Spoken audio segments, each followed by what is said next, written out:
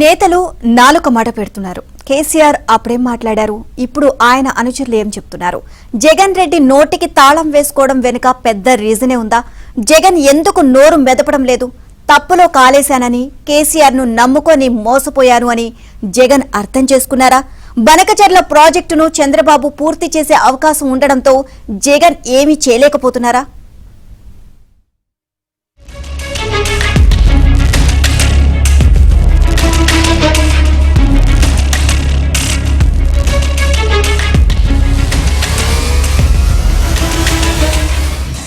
Telangana CM Revanth Reddy తమ ప్రభుత్వ వైఖరిని స్పష్టంగానే చెబుతున్నారు. తెలంగాణకు చట్టబద్ధంగా చెందాల్సిన దాదాపు 1500 టీఎంసీల నీరిచ్చి ఏపీ ఏ ప్రాజెక్ట్ అయినా కట్టుకోవచ్చని చెబుతూ అసలు మెలిక పెట్టేశారు. 3000 టీఎంసీల నీరు సముద్రంలో కలుస్తున్నప్పుడు 1500 టీఎంసీలు ఇవ్వడానికి ఇబ్బంది ఏంటని ఎవరైనా ప్రశ్నించే అవకాశం ఉంది. తాము వరద జలాల్ని మాత్రమే వాడుకుంటామని, కనీసం మిగులు జలాల వైపు కూడా చూడబోవడం లేదని చంద్రబాబు ప్రభుత్వం వివరణ ఇచ్చి చాలా రోజులైంది. గోదావరిలో భారీగా మిగులు జలాలున్నప్పుడు ఎవరికి కావాల్సినవి వాళ్లు వాడుకోవచ్చని చంద్రబాబు పదే పదే వివరిస్తున్నారు. మోడీ గారికి చంద్రబాబు నాయుడు గారు అవసరం ఉంది, చంద్రబాబు నాయుడు గారికి గోదావరి జలాల అవసరం ఉంది. ఇది భగవంతుడికి భక్తుడికి అనుసంధానం, అంబికా దర్బార్ భర్త అన్నట్టుగా ఉన్నది. వాళ్ళిద్దరి మధ్యలో అధికారం నీళ్లు పంపకాలు చేసుకుంటే, అధికారం నీకు నీళ్లు నాకని.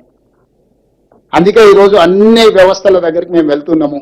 మా తెలంగాణ ప్రాజెక్టులో గోదావరి బేసిన్ మీద 968 టీఎంసీలు, కృష్ణా బేసిన్ లో పరివాహక ప్రాంతం ప్రకారం మాకు ఒక 555 టీఎంసీల నీళ్లు వస్తాయి. దాని బేసిస్ మీద మేము కొన్ని ప్రాజెక్టులు కట్టుకుంటాం. పోరాటం అవసరం లేదు, వాళ్ళు కట్టే ప్రాజెక్టులు అన్ని కట్టి నీళ్లు ఇచ్చుకుంటే చాలు. వాళ్ళు ఎందుకు పోరాటాలు? దేనికోసం పోరాటం? మీరు కట్టండి, ప్రాజెక్టులు కట్టి నీళ్లు తీసుకోండి. ఎవరు తిన్నారు?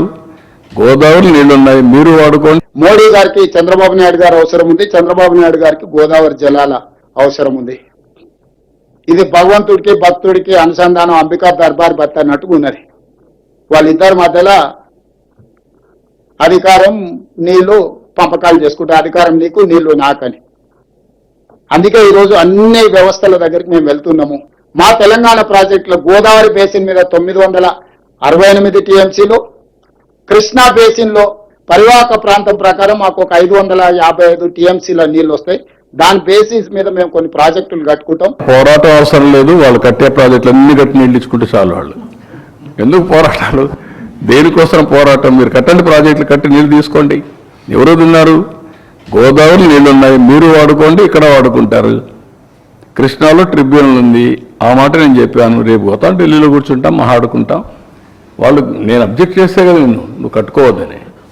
రాష్ట్ర హితం కోసం ఎవరితోనైనా పోరాడతా, ప్రజాహితం కోసం నా పోరాటాలు ఉంటాయి తప్ప వ్యక్తుల కోసం కాదు. ఒకవేళ ఒకరు మాట్లాడగట్టు నువ్వే మాట్లాడతా అంటే కరెక్ట్ కాదు. ఇక్కడ వాడుకుంటారు. కృష్ణాలో ట్రిబ్యునల్ ఉంది, ఆ మాట నేను చెప్పాను. రేపు పోతాం, ఢిల్లీలో కూర్చుంటాం, మాట్లాడుకుంటాం. వాళ్ళు నేను అబ్జెక్ట్ చేస్తే కదా నువ్వు కట్టుకోవద్దని. రాష్ట్ర హితం కోసం ఎవరితోనైనా పోరాడతా, ప్రజాహితం కోసం నా పోరాటాలు ఉంటాయి తప్ప వ్యక్తుల కోసం కాదు. ఒకవేళ ఒకరు మాట్లాడగట్టు నువ్వే మాట్లాడతా అంటే కరెక్ట్ కాదు.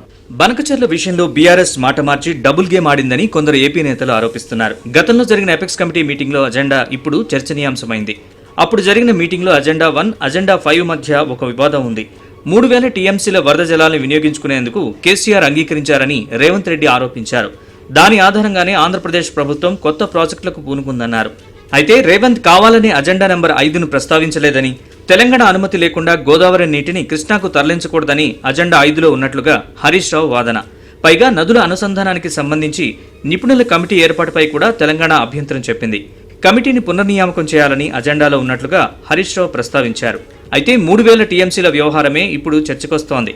మరోపక్క తెలంగాణకు 1500 టీఎంసీలు ఇచ్చి తక్కినవి తీసుకోవచ్చని రేవంత్ రెడ్డి చేసిన ప్రతిపాదనను హరీష్ రావు తోసిపుచ్చారు. గత కొంతకాలంగా బనకచెర్లను అడ్డుకోండని మేం మాట్లాడితే బోడగుండుకు మోకాలకు ముడిపెట్టినట్టుగా నిన్న రేవంత్ రెడ్డి గారు మాట్లాడారు. అసలు విషయాన్ని పక్కన పెట్టి సొల్లువాగుడు వాగారు ముఖ్యమంత్రి గారు. బేసిన్ల గురించి బేసిక్ నాలెడ్జ్ లేకుండా నిన్న రేవంత్ రెడ్డి గారు మాట్లాడారు. ఆయనకు బహుశా బ్యాగుల మీద మంచి నాలెడ్జ్ ఉన్నట్టుంది, కానీ బేసిన్ల మీద ఆయనకు నాలెడ్జ్ లేదు అని నిన్నటి పీపీటీతో స్పష్టమైపోయింది. ఒక ముఖ్యమంత్రి, ఒక ఇరిగేషన్ మంత్రి ఇంత కనీస అవగాహన లేకుండా మాట్లాడడం ఈ రాష్ట్రానికి పట్టినటువంటి దౌర్భాగ్యం. చంద్రబాబు ఎంతో పాజిటివ్ గా స్పందిస్తున్నారు. కావలసినన్ని నీళ్లున్నాయని ఇద్దరూ వినియోగించుకునే వీలుందని చెబుతున్నారు. అయినా సరే తెలంగాణ నేతలు ఒప్పుకోవడం లేదు.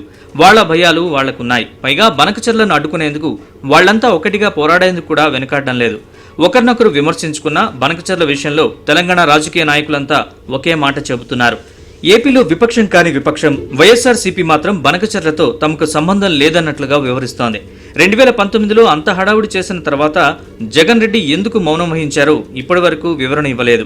పైగా ఇప్పుడు ఇంత చర్చ జరుగుతున్నా ఆ సంగతి తనకు అర్థం కానట్లుగా జగన్ రెడ్డి వ్యవహరిస్తున్నారు. మౌన రాగాలు ఆలపిస్తున్నారు. ఆయన తీరుపై ఏపీ ప్రభుత్వ పక్షం మాత్రం తీవ్ర ఆగ్రహంతో ఉంది.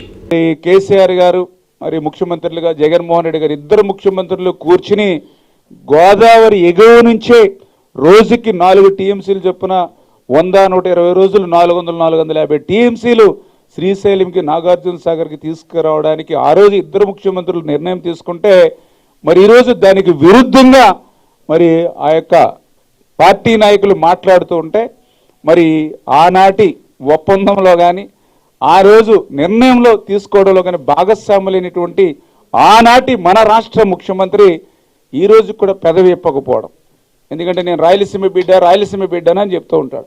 ఈరోజు అటువంటి రాయలసీమకి పోలవరం బనకచెర్ల ద్వారా రేపు ఆ రాయలసీమ ఒక పచ్చని పైరులాగా మారుతున్నటువంటి పరిస్థితుల్లో నాడు నిర్ణయంలో భాగస్వాములైనటువంటి నీ తోటి నాయకుడు ఈరోజు దానికి అభ్యంతరాలు వ్యక్తం చేస్తూ ఉంటే మరి రాయలసీమ బిడ్డనని చెప్పుకునేటువంటి వ్యక్తి మరి ఈరోజు దాని మీద నోరు ఇప్పకపోవడం కూడా మరి ఆయన యొక్క డబుల్ స్టాండ్. ఎన్ని వివాదాలు ఎదురైనా తెలంగాణను ఒప్పించి బనకచెర్లను పూర్తి చేస్తామని కూటమి ప్రభుత్వం అంటోంది.